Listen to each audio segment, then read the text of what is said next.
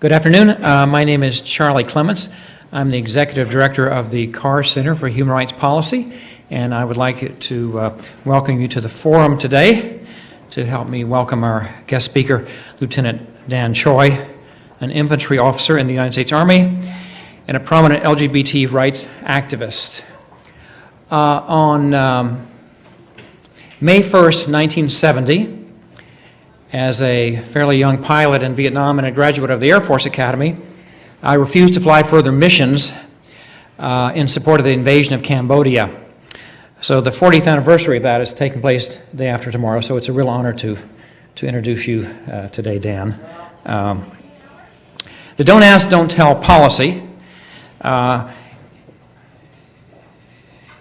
instituted in 1993 as a compromise between President Clinton and the U.S. military leaders, allowed LGBT Americans to serve in the armed forces as long as their sexual orientation was kept under wrap.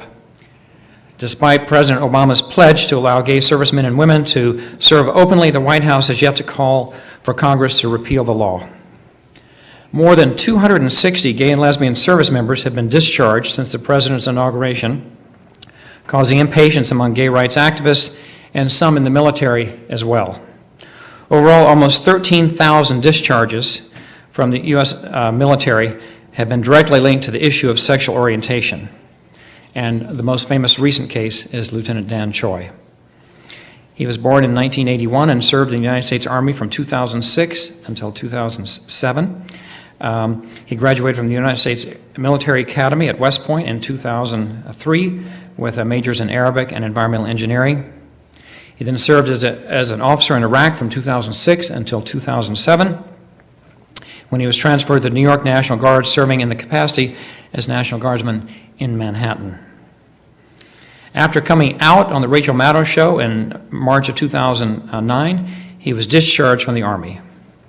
Despite a subsequent appeal and a courage campaign, petition signed by more than 160,000 people, on June 30th, 2009, a panel of New York National Guard's officers recommended that he be discharged from the military.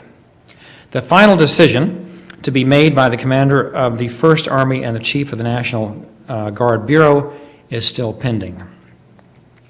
In an open letter to President Obama and the United States Congress, Dan called Don't Ask, Don't Tell a slap in the face to me, a slap in the face to my soldiers, peers, and leaders who have demonstrated that an infantry unit can be professional enough to accept diversity, to accept capable leaders, to accept skilled soldiers. Since Dan's coming out, 38 West Point alumni also came out and announced the formation of Knights Out, an organization of West Point alumni who support the rights of LGBT soldiers to serve openly. The West Point teams are called the Black Knights. Choi was one of the founding members and is the spokesperson for a group which promises to help their alma mater educate future Army leaders on the need to accept and honor the sacrifices of lesbian, gay, bisexual, and transgender groups. He has been featured in numerous high-profile publications across the globe for his work as an LGBT activist and has spoken on numerous gay rights events, and today we're delighted to have him here. There have been some very poignant consequences of this policy. I think all of us as soldiers used to know that if we died in the service, we were entitled to a military funeral, which included playing taps. And about a year and a half ago at Arlington National Cemetery, they buried a soldier there, and the musician held a kind of a plastic bugle, and he pushed a button and it played taps.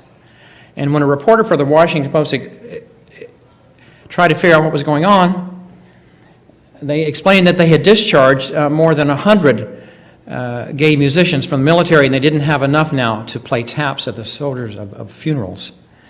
Dan Choi is among 59 gay Arabic linguists who have been discharged from the U.S. military from Don't Ask, Don't Tell, and we have an acute shortage of linguists. in the military today, especially Arabic speakers as well. And so I'm sure that he will tell us a lot more about this, and please help me in welcoming Dan Choi.